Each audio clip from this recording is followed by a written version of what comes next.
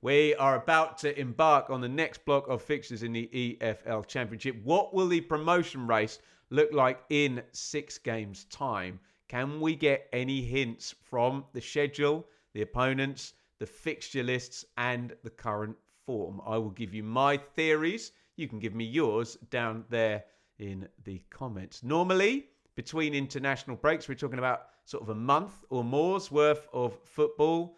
Be under no illusions, that is not the case this time. 3 weeks of football. We basically go 3-game week, gap midweek off, 3-game week.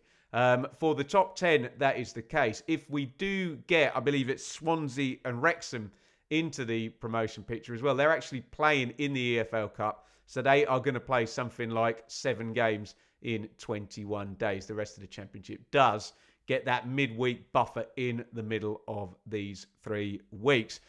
I know you can present different theories, and certain type of people with a certain type of brain struggle with any theory on uncertainty, because the end is always going to be uncertainty. We don't know what's going to happen. But if I were mapping out a 3-game week, the one thing I would want to avoid are back-to-back away games. So I'm much more preferring, if I'm playing 2 away games, for them to be on the start and the end of the week, so you're not got that disrupted training schedule and the logistics and the travel become far more difficult. So my first theory is that anything with 2 homes beats anything with 2 aways, but obviously we know that there's going to be 2 sets of 3-game weeks, so you are going to get one with 2 homes and one with 2 aways, but you are not guaranteed to get one with back-to-back aways. And I believe that away home away beats away home, or home away.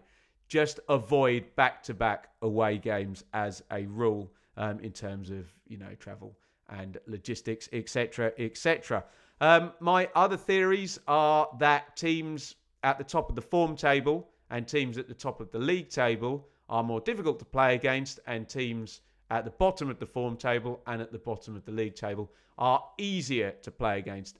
Again, we are dealing with uncertainty here, but that's the best theory we've got. It's sometimes wrong. It's often right.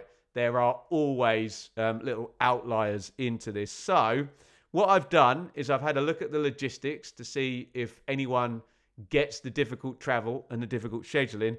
And I've identified the teams to avoid, i.e. those in the top 4 of the form table or the league table, and the teams you might enjoy playing against, i.e. those in the bottom 4 or the bottom 4 of the form table. We're going to go down and have a look at the top 10 and their fixtures. But let me just tell you the avoid teams. And I've got stars against Coventry and Leicester, because you really want to avoid those 2. They are in both the top 4 of the league table and the top 4 of the 6-game form table. The other teams in my avoid list are Middlesbrough, Preston, QPR and Ipswich, who are either in the top 4 of the league table or the top 4 of the 6-game form table. The teams you may enjoy playing, and I've got a star against both the Sheffield clubs, Blades and Owls, are in both the bottom 4 of the table and the bottom 4 of the 6-game form table. And then we've got Oxford, Blackburn, Birmingham and Norwich. A couple of surprise names dripping in there purely because of the form table. Let's start with our leaders, Coventry. And according to my theories, you can expect Coventry to probably still be top at the end of this 6-game flurry of fixtures, because they don't have back-to-back away games in either of their 3-game weeks, and they don't play a single one of the avoid teams here. So if you believe in the theory that teams at the top of the form table and the top of the league table, you'd rather avoid them, then Coventry have a good run of fixtures. They've also got 2 enjoy fixtures there. They play Blackburn and Sheffield United in their next run. They are undefeated. Being as they've got no avoid fixtures, could they even possibly stay undefeated? Looks good for Coventry. For Middlesbrough, it looks slightly trickier, because their second 3-game week, they do go away, home, which is a little bit of a flag for me. But of course, they do get the week off or the midweek off in between. They've got 2 avoid fixtures. They've got to play Ipswich and Leicester. But the flip side of that is they do play Sheffield Wednesday and Birmingham. The only other issue I've got with Middlesbrough is the form is already a bit slippy. I know we're talking about what's happening in the future, but I think you can bolt on the fact that they have not won in the past 3. I can only see 1 win in 5 as well, Borough. So, I don't know. I think the evidence or the theorising possibly points at Borough maybe dropping out of the top 2 by the time we get to November international break. Hey, maybe the reason could be they could be replaced by Leicester, who are currently in 3rd, and the only avoid fixture Leicester have got is against Middlesbrough. So obviously if they win that game, they could facilitate the old switch a Rooney. Leicester have got enjoy fixtures against Blackburn and Norwich as well, and they don't go back-to-back away games in either of the 3 game weeks, and I'm contractually obliged to say, but they might get points deduction at some point, but we don't know anything about that really at the moment, do we? So I think it looks all right for Leicester over this flurry of fixtures. Preston also don't have back-to-back away games. They do have back-to-back home games in the first 3 game week, and everybody knows Preston are really, really good at home. They also don't have any avoid fixtures, and they have 2 enjoy fixtures. They are against Birmingham and Sheffield United. I know I've already mentioned Sheffield United. I've mentioned both of them in terms of facing teams up in the top 3. The only issue with my theory is, of course, you can pick up teams that are in bad form, but are maybe underperforming. You could argue that for both Birmingham and Sheffield United. We will find out, but we can only go with the information we have at our fingertips at the moment. And that says that Preston may, to many, many people's surprise, my own included, could be hanging around in the top 4 into November. Stoke, well, they've got to go back-to-back away games in the first 3 game week. They go home, away, which does not help. They also have 1 avoid fixture, which is against leaders Coventry. No one wants to play Coventry right now, do they? But they do have 1 enjoy fixture to balance that out. They play Oxford. Again, like Middlesbrough, though, we do have to bolt on a trend down from Stoke in terms of form going into this period. So even though it's not terrible in terms of the fixtures, I think the combination of both, I don't know, does Stoke end up below 5th in 6 games' time? You tell me in the comments. QPR are in 6th place in the league table, and they are in 1st place in the form table. They also have to go home, away in the first week, and they do have to face Ipswich as an avoid game in this 6 game run. They do have Sheffield United again. These numbers could all be different by the time, we get to week 2 of the kind of consecutive 3 game weeks that we're dealing with here. It could be an entirely different list of teams there. Sheffield United fans will certainly hope that is the case. Can QPR ride out their brilliant form that's seen them score 14 points in 6 games? I'll sit on the fence there. I'm not entirely sure, to be honest. We'll find out. We'll also find out about West Brom.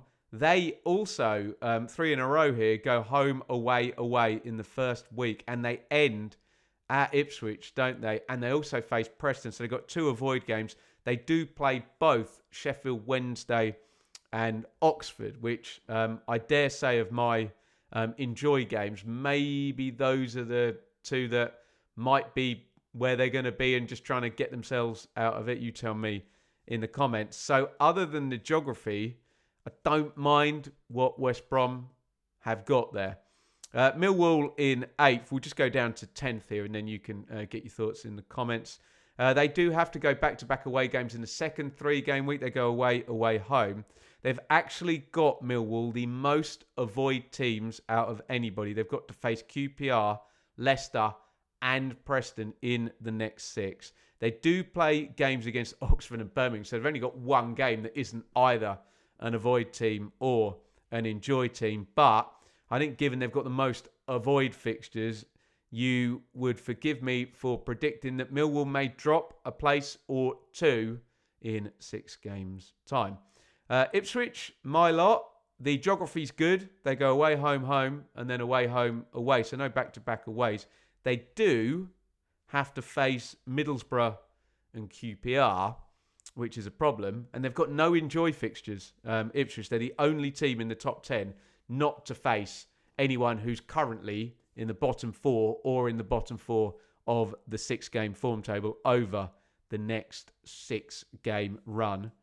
However, maybe because Ipswich have the game in hand, don't they? And you could argue they might be closer. I know they were losing that game in hand in both those lists, although the 6-game form table just gives you 6 games, whereas the actual table, I don't know. I'm fudging my way through the fact that I think Ipswich are trending up, and the enjoy fixtures, the lack of them, may not be a problem for a team trending up with a year 1 parachute payment. So I wonder whether Ipswich are 9th, will they be in the top 6 in 6 games' time? You tell me. Finally, we'll look at Bristol City. I want to include Bristol City because, and I'm pretty sure we said this last time, and that'd be like 9 games in a row.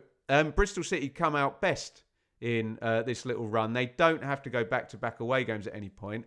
They don't have any avoid fixtures, along with Preston and Coventry. Don't play anyone who's currently in the top 4 of the table or the top 4 form table. And they have 3, which is the most enjoy fixtures. They start off with 1. They play Norwich. They've also got Birmingham and Blackburn. So, if my theories have any relation to reality and what's about to happen, then you'd be pretty pleased if you are a Bristol City fan. They have the best run, and even though they've been on a sticky-ish run, could be climbing up from 10th. We will find out. So, to reiterate, a few teams with back-to-back away games in their 3-game weeks there. Borough, Stoke, QPR, West Brom, Millwall have all got to do it.